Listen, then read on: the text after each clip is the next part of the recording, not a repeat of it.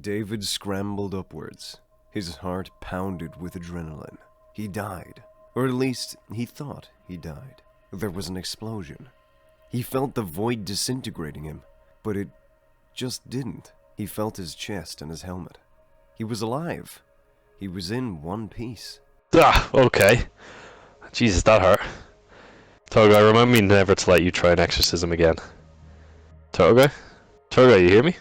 David turned to see that his friends were gone. All around him was nothing but an endless, infinite nothingness. He stood shakily up to his feet. Cyber? Togai? Come on, where are you guys? Where am I? He looked down to see his feet gently imprinted upon the purple sand-like gravel that formed the dunes that spread all the way to the horizon, no matter where he turned. There was no sun. It was dark, but everything was illuminated dimly by some unseeable purple light. He turned on his heel to look around, and the sand his boost threw up slowly floated upwards for a moment, before sizzling into purple void sparks, and then ceasing to exist.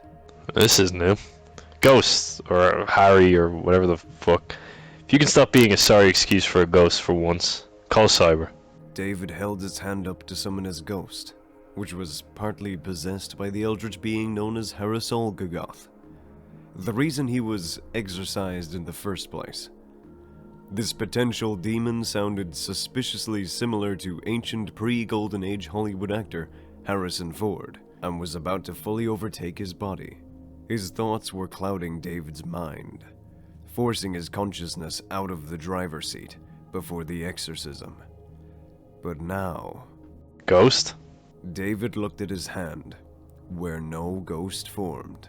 He then looked down to the purple sands before him, and fell to his knees.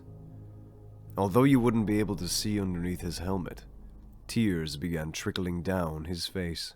His mind was quiet, empty of another voice. He reached down into the material and scooped up a rough pile glinting through the top layer. He was free. His mind was his own. The exorcism actually worked. Turtle Guy did it. But the release of void energy did not only remove his demon. The sand gently fell off the remains of David's ghost, like a frosted waterfall in this realm of nothingness. I'm so sorry. David's ghost never reclaimed its mind as its own. It was destroyed in the exorcism, leaving David free but lightless.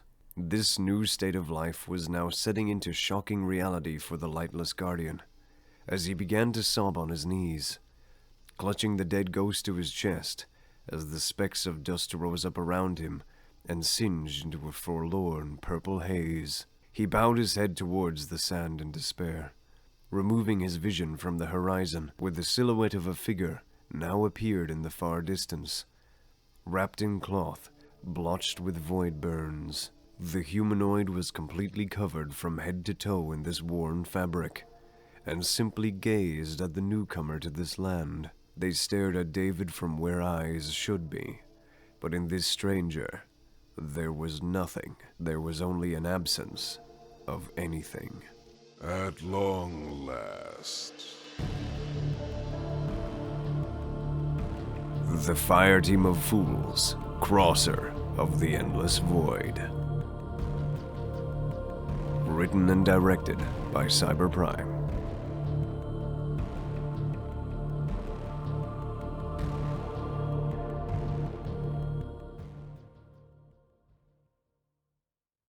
Oh my god, why is there nothing here? David collapsed to the ground in a mixture of exhaustion and rage. He had walked for several days now, or perhaps it was weeks, and he never found any sign of life. Not a person, building, or robotic cat was in sight. Man, I should have put a tracker or something in my last message. Who knew I would have actually survived an eldritch exorcism? How long have I even been here? When did that happen? David shuffled his weight around, still getting used to his ass after it was healed or reattached that time a while ago. He didn't really listen to Cyber. He just took his medicines and heard of every few words. Potential other reality, ass cult. Cyber honestly said he thinks it was a dream or massive hive magic-induced shared hallucination, But either way, he had his ass, and he was sitting on it. There really wasn't much else to do. I give up. Am I dead? Is this purgatory? Am I doomed to walk across a desert for eternity? Did I really live that bad a life? And God or whatever is in charge, if you're listening, that was a rhetorical question. David fell back onto the ground and looked up to the sky. He lay there, looking up at the blank nothingness, the dim lavender aurora that was his eternal sky. He studied the subtly changing colors for hours, never growing hungry, tired, or thirsty. It might have been days, but he kept his gaze firmly up at the sky. It was almost beautiful if it wasn't trapped in this existential nothingness. It could be worse, though. Cyber might have given him a book to read. Man, I was right the whole time and no one listened. Grunt work sucks. Then why settle for being a grunt? Holy crap! David leapt up to his feet, tripped over himself, and rolled down onto the ground while removing his hand cannon, the only weapon that survived the journey. He raised it at the cloth-wrapped stranger who appeared before him, sizzling with void energy. Welcome, stranger, to the... Ah! David pulled the trigger. And pulled it again. And again. In fact, he kept pulling the trigger for a solid 15 seconds before he realized that nothing was coming out of it. He turned his gun to the side to see that void dust had clogged inside the weapon and was now slowly dissolving its inner mechanisms. He dropped the gun and looked at the stranger.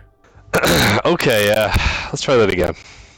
He stood to his feet and dusted himself off as best he could. Who are you, stranger? My apologies for startling you, stranger. I am but a wanderer of these absent plains. Who might you be? My name's David, Godslayer, Gambler, and Certified Rogue Charmer. I have 2 questions for you. Number 1, where are we? And number 2, will you kill me? And number 3, what's with all the curtains? The Wanderer kept its distance and continued to look at David, or at least he assumed they did, because the fabric was literally covering every inch of the humanoid, including its eyes. Well, David, I have the unfortunate honor of welcoming you to the Endless Void. That's ominous. I mean you no harm, and if your titles are true, I would be no match for a Godslayer. But I wonder if you've ever faced a true god. Sure I have. I killed a big hive guy and his son, Scrota, or whatever his name was. I also just killed a giant worm recently and my friend told me that was a god too, so I guess that counts. I see.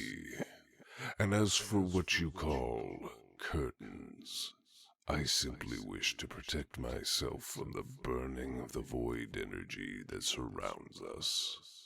David looked around worryingly. What, is this stuff dangerous? I haven't felt anything. Have I been burned yet? Can you check back my neck? Is it burned? Am I gonna die? I can't come back if I die. Oh god. I don't want to die proving cyber right by bringing sunscreen on missions. It is dangerous, in a sense. But have no fear, Gambler. You will not be afflicted by the void. Oh? Then how come you do? The Wanderer was about to speak, but then David felt it. He looked down as the 2 figures fell silent. The sand beneath them was vibrating.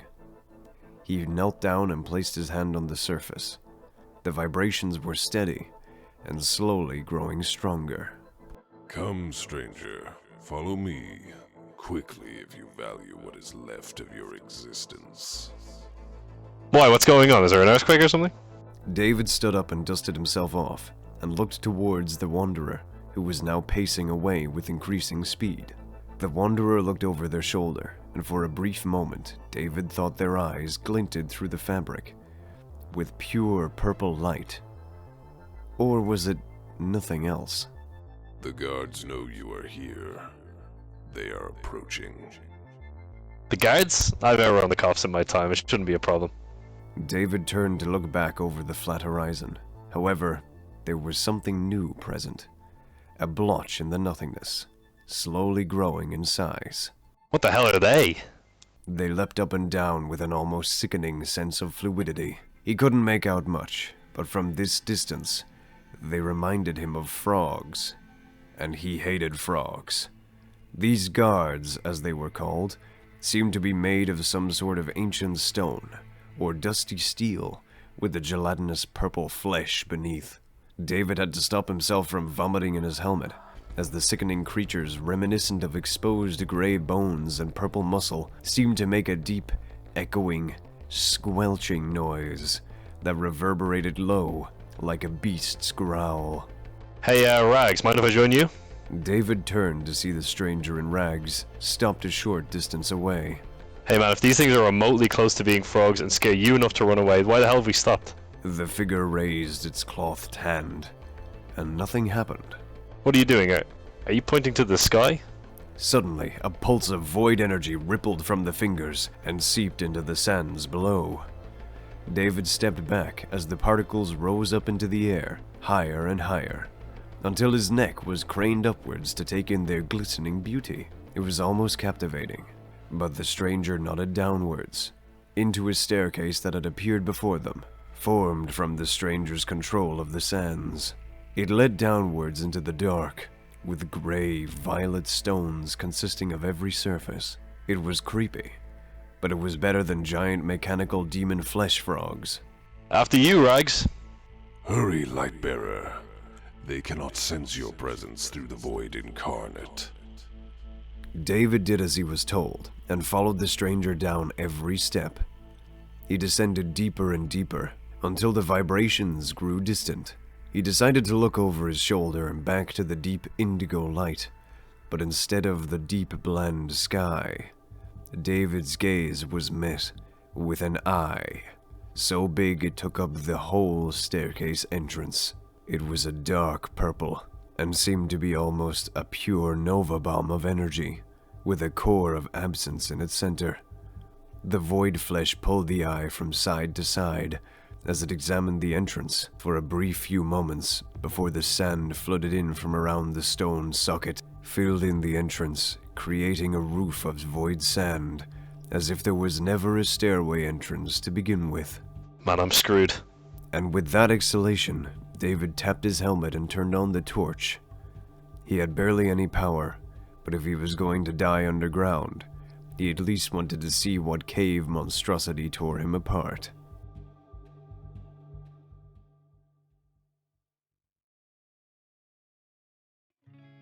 David stumbled across the landscape of South Africa, alone, without his pet chimp, and more importantly, without his light.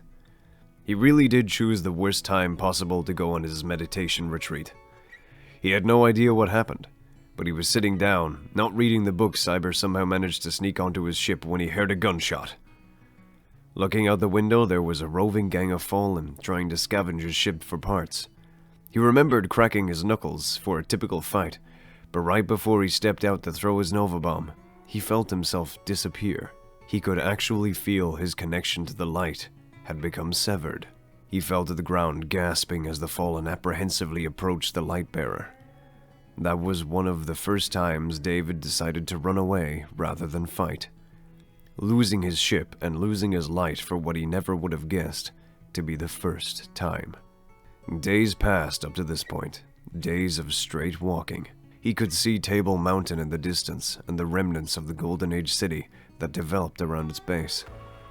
The sounds of fallen screams echoed through the air from what had to be a scavenger capital at this point. Hopefully Chippy survives the wild. He's never let anyone know he was worried, but deep down, he really did like the furry poop thrower. The road he walked along was cracked with age, littered with rusted cars that reminded him of where Cyber was first resurrected. Suddenly the dark evening light around him erupted in a large, piercing spotlight, almost blinding him. He heard the all too familiar sounds of fallen flare guns being deployed. That crap. The skiff above him blended into the sky and was surprisingly quiet as it hovered low. The hatches in its base opened up and a small team of fallen vandals, led by a large fallen captain, plummeted to the ground around him. I'm looking for a ship right now. You don't suppose I could borrow yours, do you? With a flick of his wrist, he threw a void grenade at the enemies. In his head, In reality, the Fallen looked at each other in confusion, as David tried to channel the void into his hand. But without the light, he was devoid of the void. Oh, well, I surrender? The Fallen muttered some Eliksni phrase that David never bothered to learn, which probably wouldn't have made a difference even if he did. The nearest Vandal raised his rifle towards his head at an uncomfortably close range. David raised his hands in front of his face in response. Damn, alright, well at least let me say some last words better than I surrender. Jesus. Bang! The Vandal's head exploded in a burst of almost cyan ether clouds, and it slumped to the ground, lifeless. David peeked out from between his trembling fingers. The Fallen erupted in a cacophony of panic. They whipped around, frantically firing into the darkness, enveloped around the skiff light. Bang, bang, bang! One by one the Fallen fell, one shot taking them out with swift, merciless precision. Holy shit! David fell to the ground, onto his knees in shock. Suddenly, a sound akin to a large sniper rifle flared in the distance, accompanied by an unforgiving silence once it found its mark. The remaining Fallen screeched a war cry, but the skiff groaned above, enveloping their screams of panic into screams of desperation. A sniper bullet skewered the alien vessel's tank, and after an agonizing moment, it detonated entirely into a crumbling, plummeting fireball in a mere second. Oh no. David scrambled away as the Fallen ship crashed down in a roar, decimating the ground he was standing on moments ago. The embers licked onto his tattered robes, and shrapnel threatened to slice open his limbs. But luckily, he rolled out of the way, only catching a few small stray pieces of the Fallen ship that barely tore his armor. He rolled onto his back, clutching his chest. His breath hastened as he took in the chaos that was occurring around him. Days ago, this would have been a normal Tuesday night. Hell, it might have even been an enjoyable night. But now, his opinion happened to have changed. That's when he saw it. A Dreg's battered and bruised pistol, sparking with energy. It was clearly damaged, but he saw a cyber use one of them before, so what's the worst that could happen? He lunged for the weapon, but he couldn't react to the shadow of movement from his peripheral vision. The surviving Fallen captain slammed his foot down onto David's wrist, causing him to cry out in pain. David turned to look the Fallen in the eyes as he struggled to escape from the pressure. The captain seemed to cackle menacingly in the illumination of the fire. Its collar and armor was actively burning away, and several pieces of the ship were lodged across its body, searing the flesh. With one of the warrior's free hands that wasn't clutching a wound, he unsheathed a large electrified dagger from a holster on its back, hidden beneath his rapidly dwindling cape. Oh Christ, come on! The Fallen captain roared, arching its back and raising its blade. See, friends, why don't we calm this fireworks showdown? David and the Fallen captain both turned to follow the new voice, although David had to strain himself more to do so. Stepping through the embers of the Fallen skiff, a figure had appeared, dressed in dark gear with a lighter trim.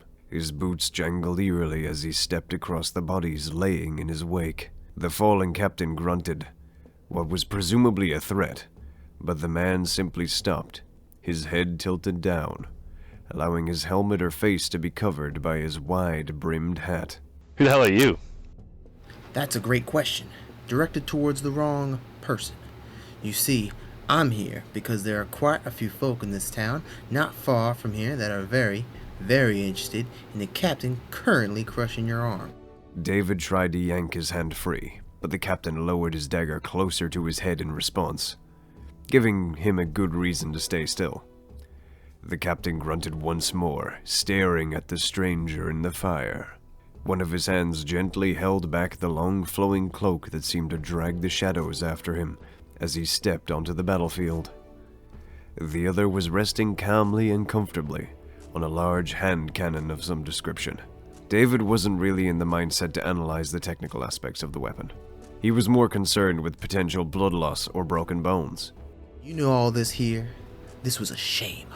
I really hope I would find your unfortunate gang of pillagers settling down for the night, contemplating your collective sins in the starlight. Hell, maybe you'd be in the middle of returning all the supplies you stole from those innocents, who have gone past mourning, by the way. The captain cackled and raised his arms in a war stance, and as the cape flowed behind him, David could make out another Elixni pistol weapon, and more worryingly, a free hand slowly easing towards it. He went to raise his voice, but the tip of the dagger was forced down into his helmet visor, almost cracking it with the pressure. Yeah, go on, have a laugh. Make the most of this unfortunate moment, because you might not have many left, Captain. You mocked this morning of the families you mutilated, but they grieved, they mourned, and they found the next step after loss. They stopped thinking about the dead, and they started thinking about the killers. And well, that's where I come in, you see. The captain's fingers were sliding around the handle. The stranger's hands were almost inconceivably moving to a better position on the holster. I tend to wander. I don't settle in one place much, but no matter where I go, there's always one constant, and it's injustice. And that's why I travel. People suffer for no reason, and they become afraid of the wrath of monsters like you. There's no one strong enough to even get by themselves. So they found me. I'm the one who brings down the monsters, Captain. I'm the one who brings justice to those who deserve it. So I'm going to give you professional courtesy more than you earned, and give you an option. You can either surrender and let the townsfolk find their solace with you, or... The captain roared and whipped its weapon forward. It didn't even have enough time to finish the scream. The stranger had fired first, flawlessly, with horrific precision into the forehead of the captain. Once the back of its head finished erupting outwards like a volcano of blood, it slumped to its knees and fell to the ground. David jolted back and freed his arm from the ground, clutching it in pain. He couldn't feel any breaks. The gunslinger's weapon smoked with ferocity as he looked upwards to reveal the coherent dark mask beneath his hat. Shame. They never come in with grace. David struggled to his feet, still clutching his arm in apprehension of this stranger. I'm not a pillager or whatever you were saying. I'm just passing through. Aren't we all? Where are you headed? David glanced down to notice that this gunslinger still held his gun firmly. I'm trying to get back to my friends, okay? They're in the tower. My ship was destroyed, so I need to find some way to them, or find a way to get a signal out to them, I guess. You won't find much at the tower, I'm afraid. Cabal attacked it a few days ago. Blocked our connection to that, or so I heard. Not many radio signals are being broadcast now, with the Red Legion hunting us to extinction. Wait, it's not just me? I assumed it was a me problem, like usual. And what would that mean? David looked to see the stranger was taking up a similar pose to before he shot the captain. Hey, look, I didn't do anything wrong here. I was the victim. Sure, okay, in the past, maybe I kicked a robot cat, maybe I stole some things, maybe I gambled away my friend's savings once or twice, or thrice. But come on, I'm trying here, man. I don't need a bullet to the cortex to know I deserve righteous judgment. Trust me, I know. But I'm trying to do better. Can we skip all this? I've been through a rough few weeks, and now you're telling me that my only friends might be gone. Pal, whatever your name is, thanks for saving me. But don't waste your time exploring someone whose only certainty in life is his sins catching up to him sooner or later. The stranger eyed David in silence for a long, drawn-out moment. He holstered his weapon. The name's Arkham, friend. And it sounds to me like you're on your own judge and jury already. I don't fancy being the executioner unless I know the full deeds of the damned. You don't even know the half of it. Well, I appreciate a man who's willing to admit they ain't perfect. I know I ain't, and that's rare these times. Not even the apocalypse can crush the ego of humanity. Right, well, am I free to go and find a ship, or...? You're not gonna find a functioning jump ship here for miles. Why don't you come back to my ship? I'll bring you wherever you need to go. Well, that's the thing, Cowpoke. I don't really know where to go anymore. I don't have the light, and I can't get back to the tower. I have nothing. You're not alone there. We all lost our light, buddy. But there has been one looping transmission that has been echoing across the secret encrypted channels that took my ghost a long time to understand. The Cabal definitely won't get the location, but man, I'd be surprised a hell of a lot if the survivors were able to crack it. Anyways, maybe it might be interest of you. I debated looking into it, but I never had a real reason to go until now. Arkham held out his hand to allow his ghost, similarly dark and tattered looking, to materialize weakly above his palm. Without the light, Ghost seems somewhat sad, lacking a purpose, much like David. However, his ghost still served as a mouthpiece for the demon trapped in his mind. Arkham nodded to his ghost, and a recorded transmission began to play. Radio static blurred the sound initially, but David let go of his arms in a subtle burst of thankfulness as he recognized the voice coming from the recording. You sure this is working, Hawthorne? Oh, it's on now? Oh, wow, man, you think I'd be better at this after all this practice? Yeah, right, okay. Calling all Guardians. Calling all Guardians. My name is Cyber Prime. I am a survivor of the tower assault from the Red Legion, and I too lost my light. But I have regained my connection to the Traveler, and my friend Turtle Guy did. We're the best of what you can do, really. We have established a base in the EDZ at the coordinates attached to this broadcast. To repeat, I am Cyber Prime, and I am sending this message to all surviving Guardians across the system. We are here, and we are waiting. We're waiting for you, just to be clear, so please come on, because if we're gonna fight back against the Red Legion, I'm gonna need some help. Please hurry and stay safe out there, Guardians. Me and Turtle Guy probably can't do this alone. The ghost clicked and disappeared once more as the recording ended, and Arkham returned his hand comfortably back to his hip. They're alive. They're alive! Cowpoke, could you bring me to these coordinates? Please, I'm desperate here. Sure thing. If you stop calling me Cowpoke. I can't guarantee that. Maybe you can tell me all about these friends of yours on the way. Sounds like they're gonna try to make a difference. Follow me, Guardian. The name's David, and like you said, I don't have the light. I'm not a Guardian anymore, I'm just... me. If you say so. The two travelers turned and left the crackling, scorched chaos of their first encounter, following the road towards the horizon. It was a long walk, but David was able to recount the more exciting tales of his grunt work, his rivalry with an archaeologist, and his friends with every step, as they ventured together into the wild darkness of the night.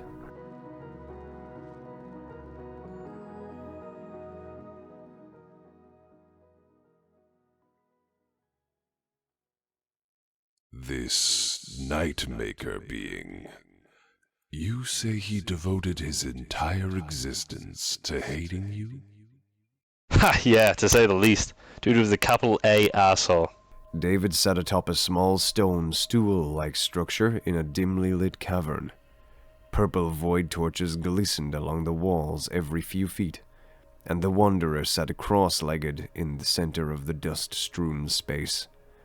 At first glance, David would have assumed this was to be some hidden cave, a rock formation, but upon closer inspection, he saw the etchings. He saw the scrawlings that plastered almost every surface, consisting of frantic, violent scratch marks. Hey man, I don't want to sound ungrateful for saving me from whatever those giant frog beast mech things are, but what is this place? You mentioned a sword that could channel void light, yes? Tell me about it. David stood up and began to gently run his fingers along the wall, realizing that something like this would probably have made Cyber squeal in delight in its discovery. I know it was purple, and it was a sword. What do you want to know, Rags? I'm simply making conversation. Well, I told you all about my fire team and the many people I've screwed over throughout my life. So why don't you start doing some talking? I'll let you know if I get bored. What would you like to know, Lightbearer? I'm not a light bearer anymore. David stopped in his tracks as he noticed a particularly deep etching in the rock that almost seemed to tingle his fingertips with a burning sensation. Almost how it used to feel to throw his Nova Bomb. He stepped back to take in what he was seeing through the torchlight. Well, I've got a question for you, Rags, and this time I want you to answer it. Before him was a massive scratched illustration of a large throne, still embering in its cracks with void light. Unlike the rest of the symbols along the other surfaces of the room, this portion of the wall was blank. No, it was a throne, surrounded by a massive space of nothing. The wall had been burnt and torn away a few inches deep, leaving a massive nothingness around the throne in all directions, reaching out to ingest the rest of the symbols in its embrace. What the hell is this place? Welcome to the catacombs of the betrayed. You are the first mortal to roam its halls. David didn't turn away from the symbols. He simply couldn't. There was something within them, a truth he could barely grasp, that was calling for him to understand. Did you make these? These chronicles were made by the intended prisoner of this realm, the god betrayed by his brothers and sisters. So what is this, a big-ass diary? Not a diary, but a burial place for a past long forgotten, and a will thought to be extinguished. Until now. David finally ripped his gaze from the symbols, and back towards the Wanderer. The hell does any of that mean? Why can't people speak simple English? The guards know you are here. They will not allow you to leave, even though their purpose is skewed. They will keep us both within this endless void, unless someone can manipulate the very essence of this dimension. David had to double take. Wow, dude, you're saying a lot of Gandalf level shit right now, and I'm not understanding any of it. What is a Gandalf? Oh, God, never mind. I guess you don't have cinemas in the Endless Void. So, in simple terms, with a beginning, middle, end, no ramblings or ye old English or whatever, what happened to the prisoner here? I presume they went crazy? The stranger in the center of the room held out their clothed hand. A small embering sphere of purple void energy sizzled into being above, almost reminiscent of a ghost's shadow. Sanity is a concept one must forget when held in isolation for eons. The god of nothingness was trapped by his siblings for simply asking for what he owed. But gods are not to be trusted. They cast him out, breaking their sworn promise, and crafted a world in which he can control, but can also be killed by. It seems he chronicled his life, his suffering, and his desires along these ruins. The only place the guards cannot interfere. David stepped into the center of the room. Huh. So the master of this Endless Void can control the Endless Void, but can't escape the Endless Void. Sucks to be him. What's with the big throne ominously taking up an entire wall? Big into home decor was this god? The one desire above all, to claim the rightful throne that was promised. You know an awful lot about this guy, Rags. What else is a survivor to do in these lands than record the history of the only will present? You're losing me again. What's your story, in a language I can understand? The Wanderer seemed to stare into the void. I'm simply a wanderer along this void.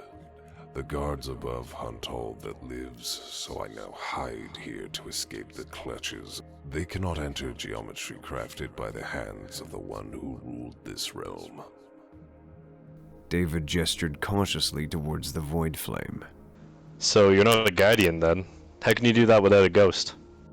Eons of practice.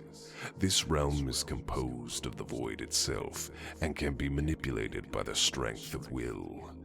Just like air or gravity, it is a force to be controlled. Without starvation or death to embrace for eternity, it is my only solace.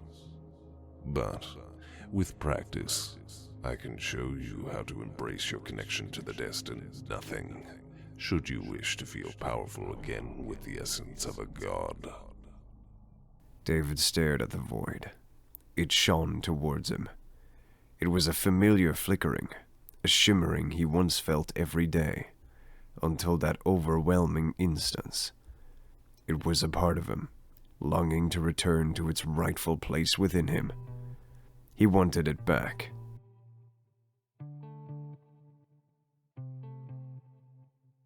You know what I want. I want you to die, and that's being polite.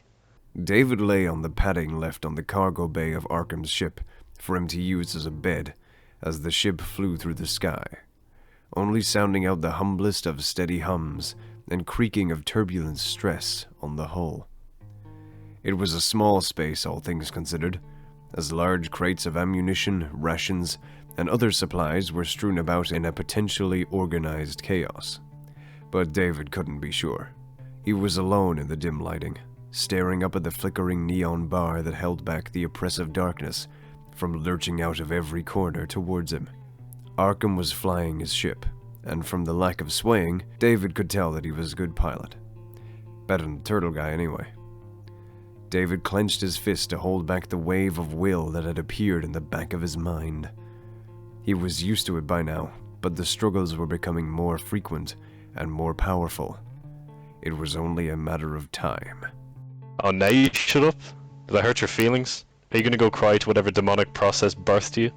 The voice then tore through his thoughts and echoed blisteringly loud, for only him to hear. A hidden chorus, muted by David himself. Ha, fat chance, asshole. I didn't put up with all your shit to give up right before victory. Oh god, I can't stand this. What if I just shot myself in the head? This is certainly a situation that might call for that. Ha, you don't have the balls to find out, mortal. So just shut up, give up, and become my vessel into the material world. Why am I the unlucky one? Why did you crash your plane into me? Well, how do you think I feel? I went from one asshole to yet another after the pilot died. So, you didn't choose me? Is this some sort of cosmic joke then? Did I offend a god? Or which offense specifically deemed me unfit for a happy life? It seems there are some things even I cannot control, but I'm just as sick of it as you are. David sat up and placed his back against one of the crates that contained lots of boot polish, a hand cannon in his hand. It was apparently a spare that Arkham decided to give him, should the signal be a trap. Now, if we're finished the pity party, I'd appreciate if you could just let go of the suffering and suffocate. Why'd you choose to suffer? You got nothing to live for, you hate the people who want to be your friends, you push away anyone who tries to help you, you make violence your first choice. That's not true. I don't want that to be true. But it's you. You're making me an asshole. Ha! That's rich. I'm in your mind, kid, so newsflash. I'm just freeing you to become the dickhead you want to be. The worse you feel, the easier it is for me to take the wheel, and this time there won't be any crashes. I've done some horrible stuff in my new life. But you haven't been able to take me over yet, so I've still got time to figure it out. Ha! Sure, kid. Everyone thinks they're the chosen one, the person who'll repel my will, but there's a reason I'm still around and they're not. But you've never been in my head before. Well, you'd be surprised. Either way, clock's ticking, David. A strange hissing static appeared over the radio, reverberating around the hangar. We're almost at the location, David. Make sure you take whatever you need. The EDZ is not a forgiving place this time of year. Quite the hellscape, if I'm honest. David stood up and looked towards the small window in the side of the hull. The evening sky was burning orange, and the forest below almost seemed to glow a bioluminescent blue. What he really stared at the most was the large shard of the Traveler, piercing the clouds from the ground below in the far distance. You can only ignore me for so long. You'll spiral downwards eventually. Not if I have something to hope for. Not if I have people to fight for. You've been listening too much to that nerd. Maybe. Or maybe not enough. Whatever, I'm going back to sleep. Your stories are worthy of chronicling, Lightbearer. Your strange allies and your sworn enemy who sought the blade, the Nightmaker, all deserve a chapter in the stone walls of the mausoleum. David pulled his hand slowly through the air towards him, causing sparks of purple void energy to be eased out of the ground, hovering a foot or two in the air, swirling gently within itself. Yeah, I think I'll stick to not doing that if you don't mind. Next you'll tell me to start writing a diary. Rags, that ain't gonna happen. And please stop calling me a light bearer. I don't have the light anymore, remember? Then you deserve a new title to represent your new trials. You are journeying across this realm to free us of the infernal betrayal. You will be the crosser of the endless void. Sounds like a bit of an oxymoron, doesn't it? The Wanderer stared at David, motionless. Well, I know some things. I appreciate poetry sometimes whenever Cyber doesn't give it to me. The void pulsed excitedly before him, and his heart rate increased in unison. He was drawing the void from the very world around him. It was within every wall and floor of the mausoleum, the dust dunes above, the air, he could coalesce the void from anything within this realm. Brilliant. It has only taken you weeks to practice, and yet you are capable of manipulating the absence between all things into void light. Well, don't get too excited. You could do this too. If it weren't for you opening the door to this labyrinth, I'd be dead by now. Nay, Crosser, you are more capable of wielding the void than I ever could be within this prison. I have been amputated from the very font of my true power. I am not strong enough to peel apart the very fabric of this realm to return to the world of existence.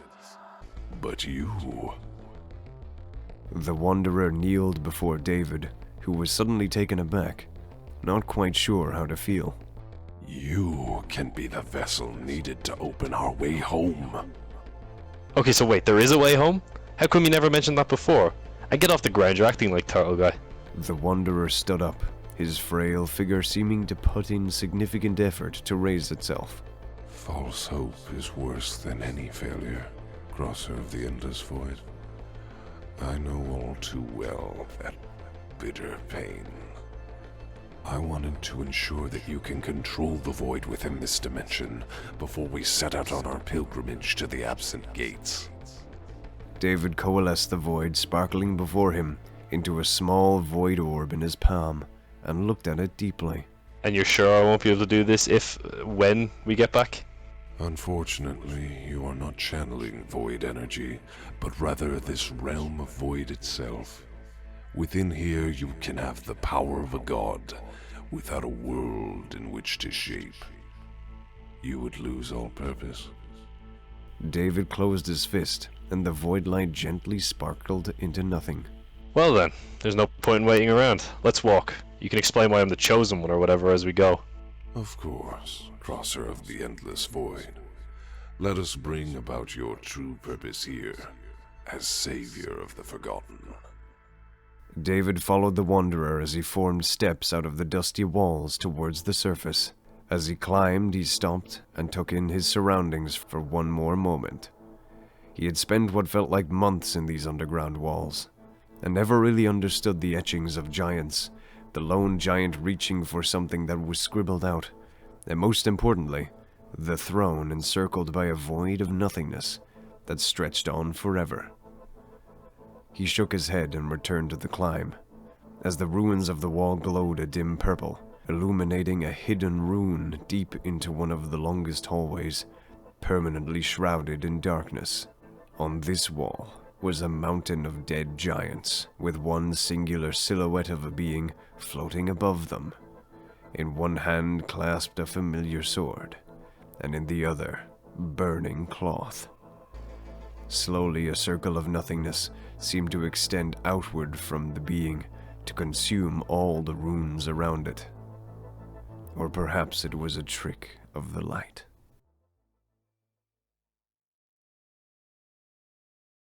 Seeing a crashed ship half buried in the sand surprised David at first. He felt hope for once in his miserable life. He was filled with questions. Where did it come from? Was it functional? Was there anyone inside it? But after hiking across a sea of purple sand, the sight of wrecks became almost commonplace, and that fragile hope was crushed. The Wanderer explained that he believed the pilots must have used experimental void power sources to end up in the Endless Void after a detonation. But no one survived unintentional entry to this realm, except for him. David didn't really care for the science, but he did pillage around several wrecks in search of possessions, supplies, his wallet, as unlikely as it would be, but he never turned up anything of worth. The two continued across the plains for days, months, maybe even years. The lack of exhaustion and hunger really afflicted their sense of time. At one point, they saw what could be described as a herd of guards hopping across the distant horizon. Crouched down, David caused the sand to rise around the two travelers and conceal them from a distance. He nearly gagged at the sight of their frog-like movement, the absolute worst animal in the world. But the giant stone flesh machinations didn't see them. They used their large webbed feet to bound across the dunes, instead of sinking down beneath them. Their herd moved together in an incredibly straight line, as if on patrol. which sort of made sense for guards, David thought. Ha! Who would have thought I'd be psychoanalyzing giant frog things after I died? This place really is hell. Do not falter yet, Crosser. We are almost there, and you must be at peak strength in order to open the gateway. You must play your part. So how does this work? What are you doing? And why haven't you done this already? This process is a two-being operation. One must initially open the gate, and the other must prevent it from closing on the other side. Well, that's awfully inconvenient, isn't it? What kind of gate needs two people? Oh wait, this is a god prison or whatever, that kind of checks out. And with that brief interlude of reflection, they carried onwards, the endless void stretching on as a barren wasteland for years and years, occasionally littered with ruins of walls, fortresses, and a large plaza that boasted a stone floor and cracked throne. It was either very old or a half-finished construction from a spiraling mind whose despair prevented their completion. Testaments to a broken god. David gazed upon broken statues of humanoid forms, casting their arms upwards as if in pain from being swallowed by the sands. He couldn't make out any discernible details from them, but only one statue remained tall, piercing the sand and gazing down upon them. It reminded him of the cave paintings in the mausoleum, but he couldn't be too sure. Eons of sandstorms had buffered away almost every molded surface into smooth, eerily blank silhouettes. What do these represent if you're such an expert on this place and the dead guy? The wanderer stood for a moment, allowing the silence to fill in the gaps for minutes. They thought themselves gods, and rightfully so. They were above your kind in every way, manipulators of reality to be revered, to be championed. You would be wise to think of them as gods, primordials who betrayed their brother into this land to suffer, tortured by his own purpose, to be the Lord of the Void. The destined overseer, after all, becomes nothing at the end of time. Well, if these guys are so powerful, where are they now? Ain't no such gods back in my world, Rags. I'd know. I'd try to kill them. It's sort of a bucket list thing. They feared the inevitable, and fear and power result in damnation. The others probably fell into hiding, or died against the growing forces of the universe. Perhaps they are all dead. But the prisoner was composed of the void, and thus his guards were constructed to use his own power against him. The Lord lost himself here after an eternity alone. But we will not share that fate, friend. You held the sword. You survived entry. You too are one with the void. You will release us. I mean, I throw the odd Nova bomb, or I did, but I don't think I'm fully understanding everything you're saying. You make it sound like I'm some kind of hero. I'm not. I'm just a guy. You are not a hero, Crosser of the Endless Void. You are a necessary pawn of fate. You are a man who has been given purpose. David went to speak, but suddenly the ground erupted around him. Two long stone and flesh limbs reared up from the sands and hauled a bulking frog-like body, pulsing with void flesh, up into the air. A guard loomed above them, roaring in an echoing croak for the entire realm to hear. It bent its head down and stared at David with its purple, lifeless eyes that had just reared up out of the sand. I fucking hate frogs. Run, you fool! David didn't need to hear that twice. He spun on his heels and sprinted across the sands. He conjured void balls of embering energy in his hands and tossed them over his shoulder. They collided with the guard and it reared back in pain, with pieces of its hull being eaten away by the blasts. It seemed to charge void within its now bulging throat and threw its head forward with an open mouth. David turned to see the guard had launched a tongue of some kind, striking the wanderer on his side. It glowed purple within its flesh, and the void light began to burn through the Wanderer's cloth. No! Not when I'm this close! Help me, human! No! David glanced over his shoulder towards a hole.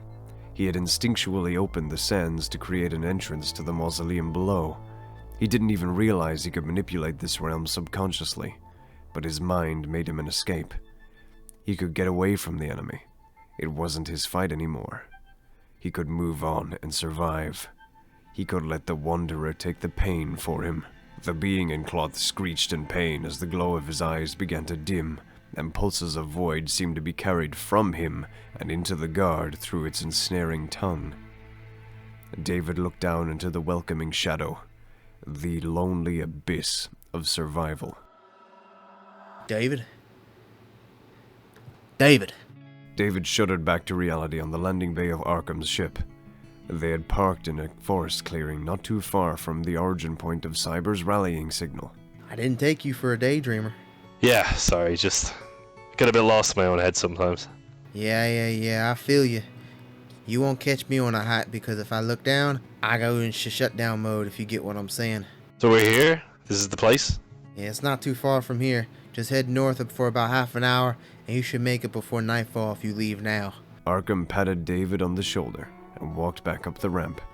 His boots clanked with every step, in a sound that almost carried history in its spurs. Wait, you're not coming with me?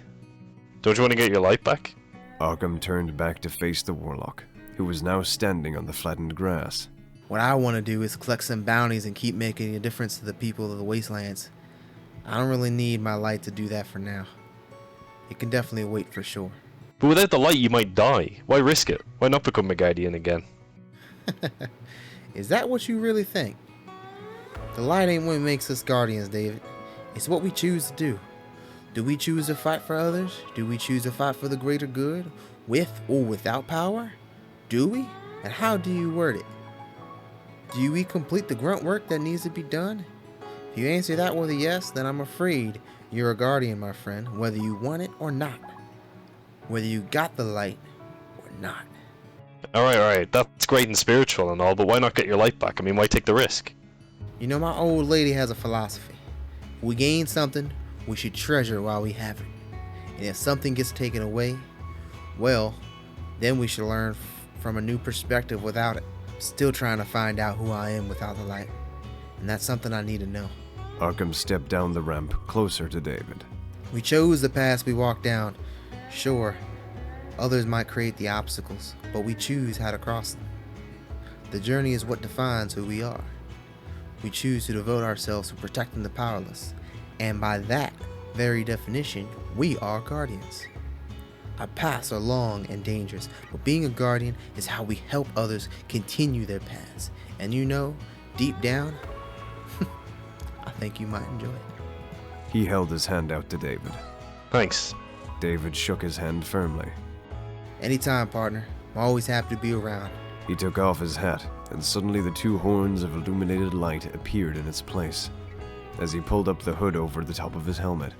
Now, if you excuse me, I've got to go dust my boots and make sure that these holographic horns of mine are as menacing as hell for the next possible target. They're on Mars, and the bounty explicitly says they want them terrified as hell before I bring them in. So I'll show them a bit of the devil before I draw. He turned and tapped a button on his gauntlets. The engines of the ship roared into life in response. He turned and closed the door. David, you take care, Guardian. And with that, the doors closed, and in a few moments, the ship lifted up into the air and accelerated away into the atmosphere.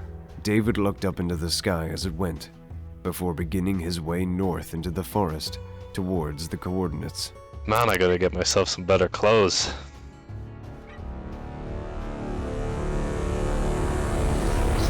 David snapped back to the present. His mind raced between survival and danger. If he died, there was no coming back this time. And dying to save someone else was not how he thought he'd go. He didn't want to. He really didn't want to. But he made a gut decision.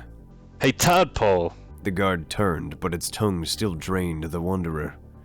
David slammed his fists together and dragged them apart, leaving a trail of tangible void light in its wake. He produced a staff of void and spun it with speed that blurred the void light into stretching. With a sudden stop, he brandished his new weapon and held it high with both hands. A scythe composed of void flickering in his grasp, and in one swing, he threw a slice of void from its blade towards the guard. It cut cleanly through the tongue, and the Wanderer dropped to his knees, clutching his side, which was now exposed. I hope your swampy ass can regenerate, because that's only the start. The guard spun to face David and croaked loudly as its tongue whipped back into its glowing purple throat, before it slowly opened up to show the tongue had regenerated, with a bladed tip now at its end. No, I thought you couldn't. Ah, shit. The guard leapt forward, hurtling itself across the dunes. David charged forward, his scythe held high. The guard suddenly stopped, digging its webbed, fleshy feet into the ground before spitting its tongue straight towards David like a javelin. In a desperate reaction, David swung the blade directly before him. Oh, shit! The tongue collided with the scythe, but instead of piercing through it, it was sliced in half itself. The momentum of the tongue carried forward, sliced in two halves either side of David, until finally the tongue stopped and flopped down. The guard croaked in pain and began slowly retracting its tongue back into its gullet to reform. But David slammed the scythe into the sands with all his might, envisioning the mausoleum. The sand around the guard collapsed, foot after foot, and it began clambering desperately in an effort to remain on the surface. It collapsed down into a newly formed entrance into the mausoleum, whose halls pursued across the entire endless void, like a capillary network, David now thought. This distracted him, however. The two halves of the tongue suddenly clasped around each of his legs and dragged him down into the pit after the guard, whose croaks grew more furious as it fell. Oh fuck, oh fuck! David skewered the scythe into the sand and tried to cause the hole to close up, but it wasn't fast enough.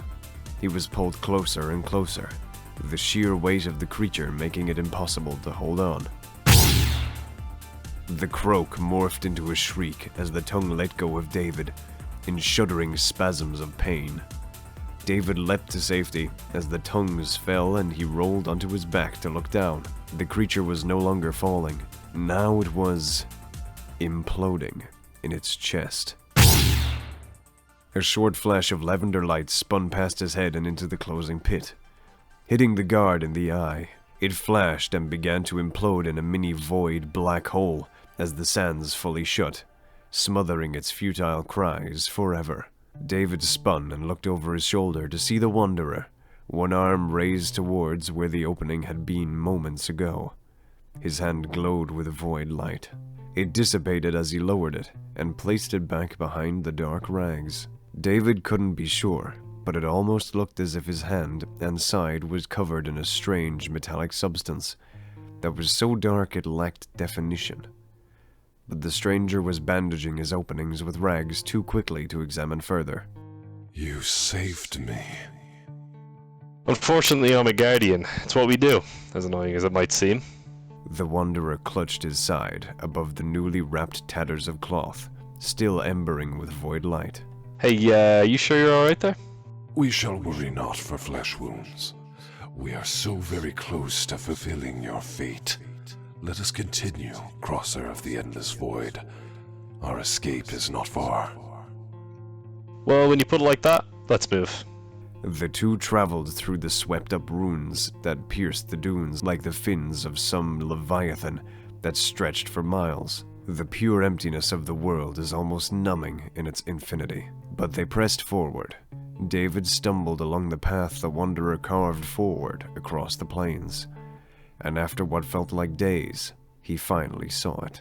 When you said our gateway out of here, I was expecting something a little more impressive, to be honest. The Wanderer stopped and pointed towards what could only be described as a large rectangular structure that was in the process of sinking down into the depths of the sand over time. Its simplicity acts as its deception, or one final act of ignorance from those who crafted it. No need to ornate the lock on the cage of the betrayed, for only shadows and the doomed shall see inside. Well, quick, how does this work before any more frogs rise up from the sand? David stared up at the monolith.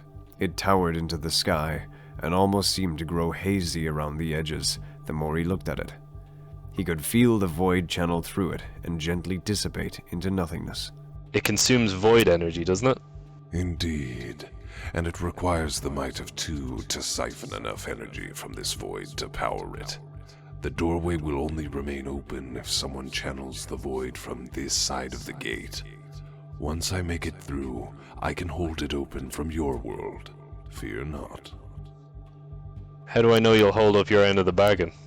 The Wanderer seemed to stare between him and the monolith, almost thinking distantly, although David couldn't be sure.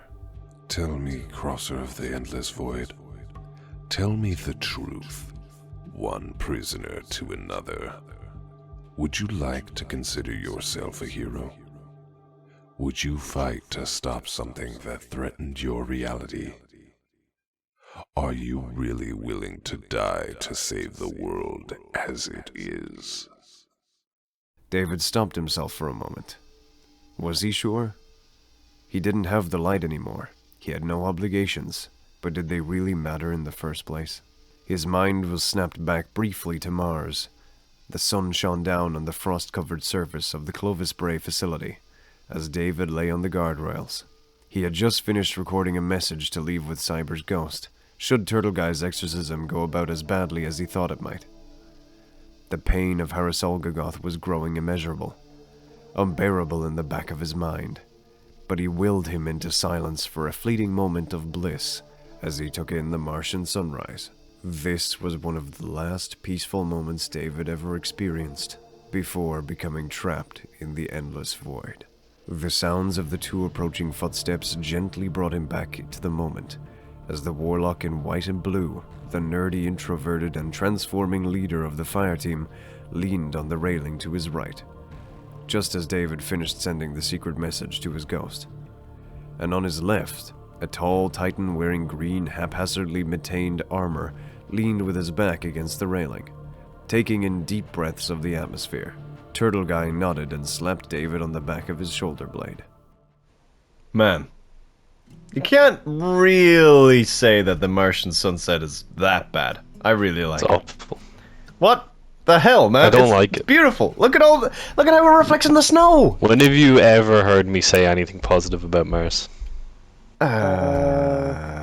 You liked killing the big worm, and that was on Mars.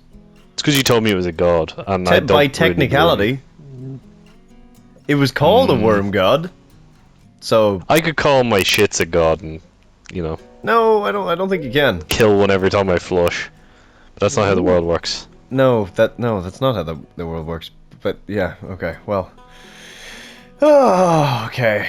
Turtle Guy, are you sure that this is like a sound idea? This is like the first time I've let you actually come up with an idea, and now our friend's life is on the line. I feel like I might have done numerous. When have I ever let you down before? David, here, take this ominous-looking chalice. I don't think we have time to list did you all get the the ways chalice? in which it's jewel encrusted. Yeah, where did you get this? What are you chugging? Cyber, have I showed you the robes that we're gonna wear? I've really looked into this. No, we're Did not you wearing hear him robes. gulp? Yeah, I heard Should him. I be gulping? Did he put... Turtle Guy, do you have like a straw in your helmet? Yeah. No, How that? that's a bad idea. Hydration is key, Cyber. We both know that's a bad I'm pouring idea. Water in the back. It keeps me do I feel like hydrated. he's What gonna happens? drown himself, Yeah, that's right? what I'm saying. What Wait. happens if it leaks and it just keeps going? He's not going to be able to chug forever. What do you mean leak? If where is the liquid being stored if the straw is going into your helmet?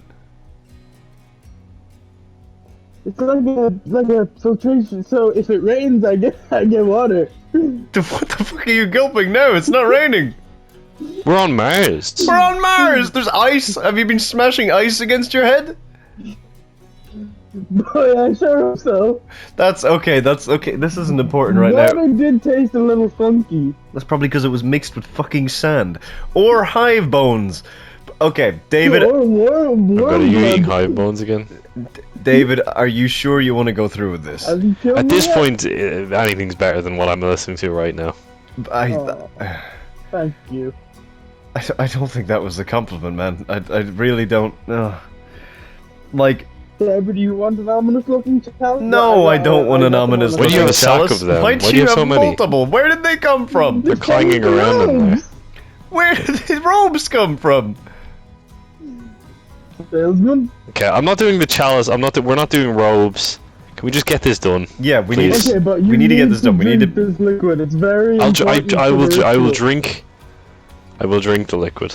I'll do it right now. I don't From think. the it'll show you chalice, up. from the container, from the source. Man, this. Okay, that smells funky. It tastes kind of funky. I won't lie. Yeah, that makes Ugh. sense. That is tart. Where did you get this? What is this?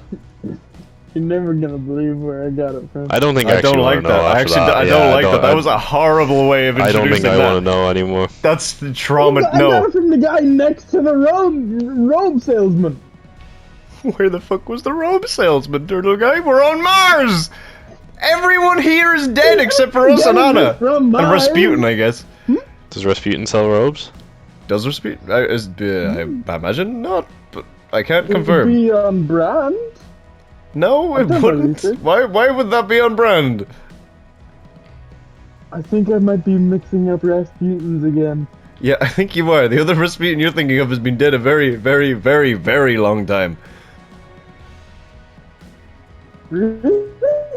Didn't even know he was sick. Okay, alright. Can we just get this over with, please? Yeah, okay. Well, man, if you... Okay, we have the cave sorted. Turtle guy, you do have the cave sorted. You cleared out everything. Thanks for sourcing a cave. It's all cleaned up, polished, all nice and very toasty. Super comfy. Okay, I'm gonna... All the ruins and candles have been placed around accordingly. Okay, it's an ice cave. I imagine half of those candles, if not all of the candles, will have gone out, but we'll see what it's like when we get there. Or they melted the whole cave and we're gonna have to find a new that was a cave. bit Or of that, an issue, yeah. I will confess. Okay, well, either way. David, last chance. How are you holding up? Fine. How's your I've got mind? a... How's my mind? It's crowded.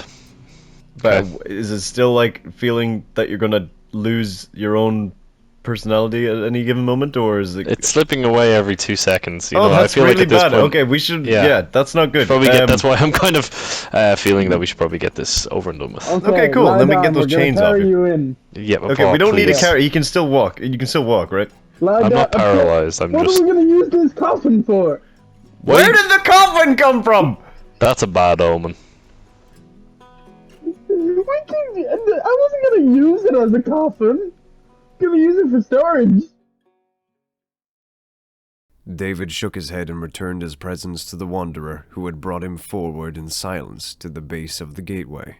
I never took you for the philosopher type, my champion. Oh yeah, no, sorry. I was in a bit of a daydream. But I think the answer is yes. I would fight to keep the world how it is, mostly. But also no, I'm not a hero. I'm just a guy. A guy who's pissed off a lot of people and got sent to some twisted purgatory as punishment. Fate's a bitch. So it is. David clapped his hands, and void energy sparked out around him like moths fluttering around a bulb. But that being said, this asshole can still get us home. You just need to show me what to do, Rags. Feel the void around the gateway and bring it into yourself. Return the void to this endless realm, and the barrier between existence and the great nothing will be weakened. Still having a hard time picking up what you're putting down, but here goes nothing. David reached his hands out, not sure if he actually had to, but it felt appropriate. He stood directly before the opening, and closed his eyes away from the sprawling sand dunes. He strained his arms and felt nothing, but with his mind, with his years of Nova Bomb experience, he latched onto the circulating blood of this obelisk. He opened his eyes with a deep lavender glow beneath his helmet. Okay, yeah, I feel it. The void, what was step 2? You sure I'm not going to explode or anything? If you ever want to see your friends again, this is the only way. Oh, okay, it stings, I won't lie, but I felt worse, so here we go. With a gritting of teeth, David began plucking the void from the obelisk into himself. It began to materialize, like veins pulsing from the surface of the dark, smooth stone. They wrapped through the air, like strings, before tethering themselves to David, all over his body.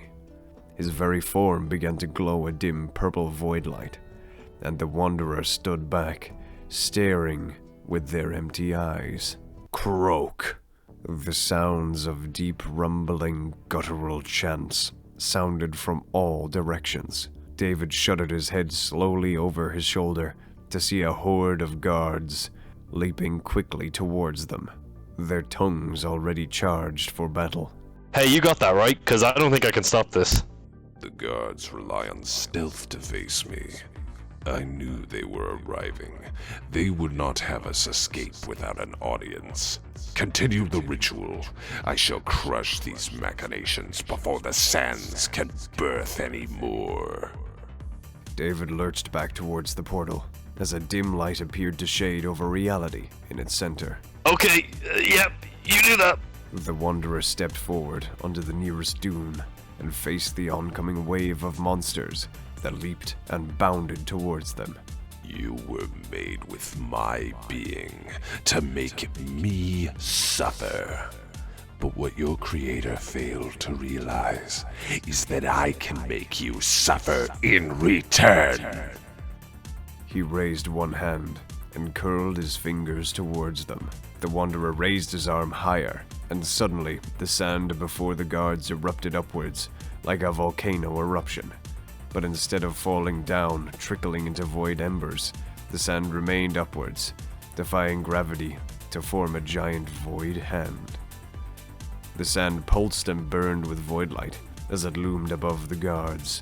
I will have what I am owed. The Wanderer slammed his fist down through the air, and the large sand arm mimicked his motion. Upon crushing several of the guards from sheer force, the surrounding sand exploded in an eviscerating detonation of void energy, disintegrating many more guards in a horrific wailing cacophony. Rags, was that you or was that a bad explosion noise? Or both? David was now almost frozen in movement, taking all of his willpower to absorb the void without eating himself away with the energy. Continue your task. We have no time for distractions now. Another horde of guards lurched up from an opposite dune horizon. They reared back to pounce on the unwitting David, but with a flick of his wrist, the cloth around his gauntlet burned away, revealing metal beneath. Or more accurately, a shadow of a metal that threw forth a glint of the void. It found its mark in the neck of the guard, and with one last futile croak, its entire top half was torn apart into an implosion, rendering the remaining parts to fall lifeless to the ground. The other guards were now focused on the Wanderer instead. Finally. I've been given reason to fight again. I've regained my deserved purpose. I will retake my throne, and you cannot stop me. Neither can they. No one can prevent the inevitable. No one can prevent my return. The Wanderer roared and threw his arms forward. A massive wave of void energy rolled across the dunes, like a tsunami that absorbed all light and hope in its wake. It collided with the guards and dissolved them into nothing in an instant. The Wanderer collapsed to one knee, and the sand instantly began to eat away at their gradually exposed form. David could neither hear nor see any of this. His mind had become entangled with the very portal he attempted to open, and he had finally turned the key. With one last illuminating pulse of void energy into David's form, almost knocking him to his knees and dissolving him away, the gateway opened. David released himself from the void and gazed into the haze. It was as if a thick, dense, fogged-up mirror had materialized between the stone columns he was controlling. He could almost see through the other side. He could almost feel home. But he had to reconnect to the void. It flickered. He could not allow this gateway to close. Hey, Rags, we did it! Come on, we did it! The Wanderer turned away from the distant guards, pulling themselves up from the sand, newly formed. He walked over to David and stared into the portal. You have done well, human. Yeah, great, thanks. I love the appreciation and all, but could you please go through and hold it open for me? I don't know how much longer I can do this. The Wanderer looked at David for a moment. David could not see beneath the rags.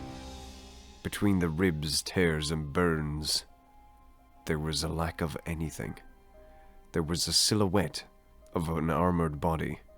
It was almost akin to a shadow, but he could still make out some hieroglyphic-like designs imprinted on the plates of the armor.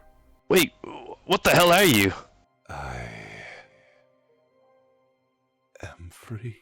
The Wanderer turned and stepped directly into the haze with no hesitation. His form was enveloped in silence, and David was left to struggle. He fell to one knee again after struggling to maintain his upright position. He could feel the void eating away at him. Hey, Rags! Come on, man, take the burden so I can go through. There was no answer. David could now hear the croaking growing closer and closer with every passing painful second. You asshole, come on, we had a deal. The pain was ripping through him now. He could feel himself starting to disintegrate in a kind of pain that he would never want to endure again. No! He released his grip on the void, and it erupted out of him in a massive explosion. The nearby guards didn't have time to react, and while some attempted to burrow into the sand, they were all reduced to nothing, vaporized in a few seconds by the intense concentration of void energy that swept across the endless void in a devastating shockwave. David wiped the dust off his visor and looked up at the now empty gateway, his vision blurred. Exhausted, he tried to crawl towards where the portal once was, but he collapsed into unconsciousness before he could even make an attempt.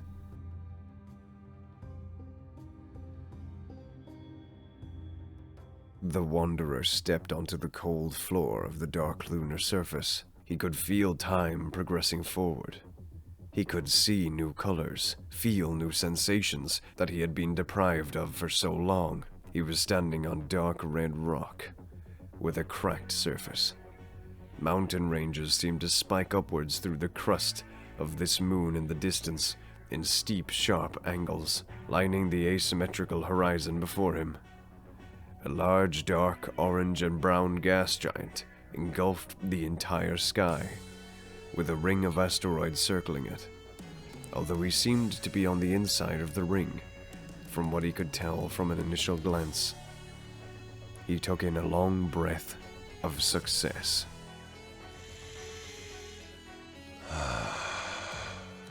Finally. His gaze turned back to the portal, noticing it begin to collapse under the stress. Ah, my pitiful little fool. I'm sorry, but I cannot afford to let you fight for your existence. Even though you would be powerless here, I think it would be rather fitting for you to remain in my prison until all is gone. Welcome to your grave, human. Soon your void will be all that exists. The portal seemed to echo the tragic scream of David as it fully collapsed in on itself, in a short burst of void light, and then there was silence, as if there was never a breach in reality in the first place. Although the Wanderer noticed he was standing before a similar gateway obelisk that was in the endless void, although this obelisk was slanted and crumbling under the pressures of time in the material realm. Oi! Stop right there, buddy. The Wanderer turned to see two very disheveled-looking humanoids holding rifles towards him. We found this place first, after a considerable effort, mind you. So now you have to leave.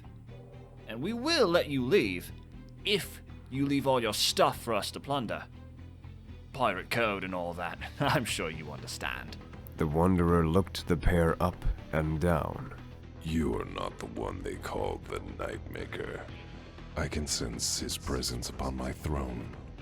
You, creature, will die. but I will offer you now the opportunity to be one of the last to be reduced to nothing. I wish to have a slave during this period of reclamation. Someone who will not fight to preserve their world. Someone who will grovel and do as I command. Someone with the means of transport. My spatial warping cannot travel the distance I require. Now, why would we want to do that? As my good mate Bill here always says, never make a bargain if you don't have a loaded hand. Bill, or at least the other pirate, whom the Wanderer assumed to have this title of Bill, fired his weapon at him. Expecting an explosion of blood, the two pirates yelled with sanguinary pleasure. But their cackles soon quietened down to muted terror. The bullets were simply absorbed into the form of the Wanderer, who seemed to transform into the literal void, before returning to a semi-physical form once the rifle ran out of ammunition. Interesting. Although not surprising. You rely on physical methods of damage to compound on your state of reality. Unfortunate for you. Now, you may be the first to feel the wrath of a god reborn. He stretched out his hands and allowed the small amount of void energy still residing within him to burn outwards. His surface disintegrated the rags covering his body to reveal the true hollow silhouette of his form. The two pirates trembled and dropped their weapons.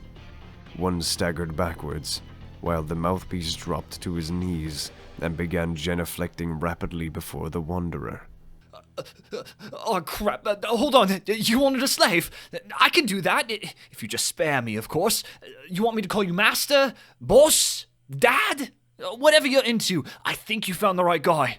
The Wanderer turned to the other cowering pirate, whose arms were raised in cowardice. Suddenly they spun on their heels and scrambled away, sprinting across the barren surface. The Wanderer stepped forward and blinked out of existence. In another moment he reappeared directly in front of the fleeing pirate and clasped his arm around his throat. Without muttering a word, the Wanderer channeled enough void energy into the crying man that he couldn't even squeal as he was eviscerated into void-singed embers. Grease sat back and looked up at this being in terror and awe in its horrific majesty. The Wanderer looked up to the sky and took in the stars he had dreamt of snuffing out for eons. Without my prison to manipulate at my fingertips, I am unfortunately weakened. I require my blade. Yet, at a fraction of my power, the material is still powerless against me. Glad to see nothing has changed. For now it is time for the end I was promised. Hear me, brothers and sisters, if you still live and breathe. Enjoy your pitiful existence while it lasts, for the game is almost done. I have awaited my turn for so very, very long. I am the Lord of the Void, and I will embrace this universe into the nothingness of my form. I am absence, and soon only absence will remain.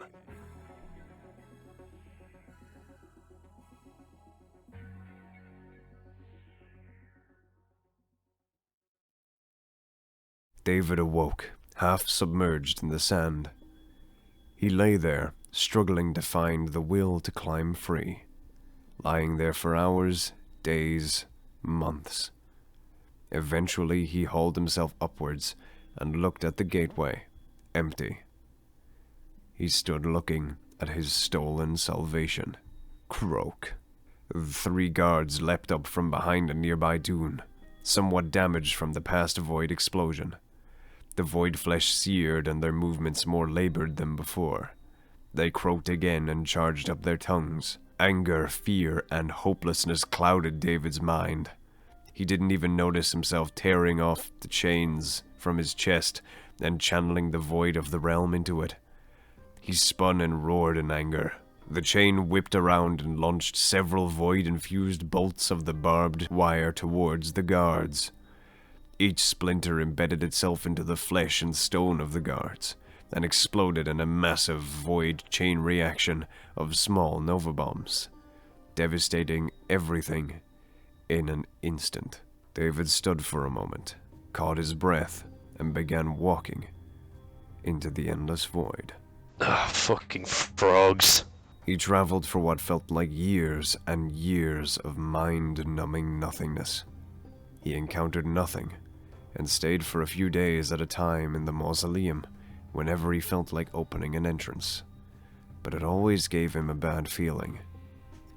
Mostly he spent a lot of time in a tent, fashioned from and on the materials scavenged from a crashed ship that sat alone in a deep valley within the endless void. He practiced a makeshift custom version of origami regularly as a pastime, and his creations were by no means beautiful and delicate, but they did resemble the various things he wanted to represent, mainly the things he hated.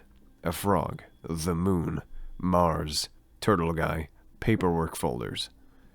An old mannequin that he found in the back of a ship was a de facto friend for a while, but one day he accidentally vaporized her as he practiced his void control. It was a heartbreaking day.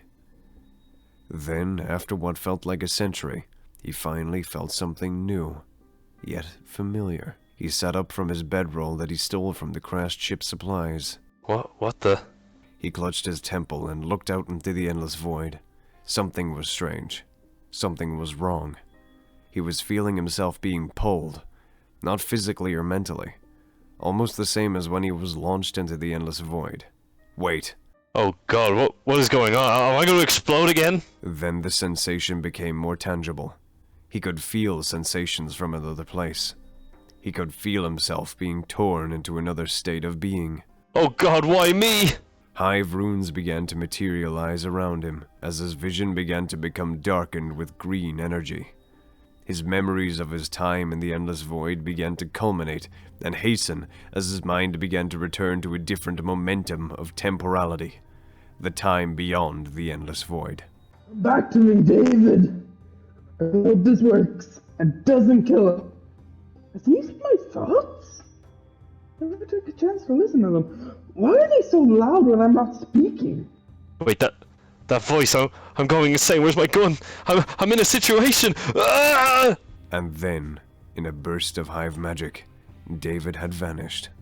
Everything was still. Everything was empty.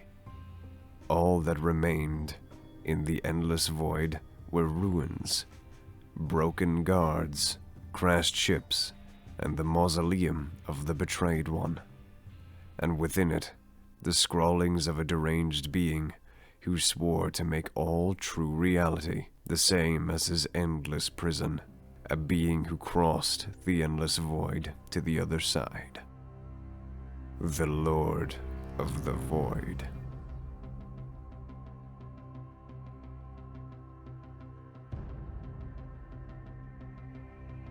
Thank you for listening to Crosser of the Endless Void, a Fireteam of Fools spin-off, written and directed by Cyberprime. All Destiny locations, characters, items, and references are all owned by Bungie. This is a fan series project inspired by the amazing world of Destiny. Starring David as David, Chris Magnus TDT as the Lord of the Void, John X Shadow as Arkham, Turtle Guy as Turtle Guy, Cyberprime as Cyber and the Narrator, and Solstrix as Grease. Thank you again for your support. I hope you enjoyed. Goodbye, and roll out. The story of the Lord of the Void will continue alongside future main series episodes in Turtle Guy Gets Lost in Space and the next Fireteam of Fools audio event, the Fireteam of Fools, The Absence Blade.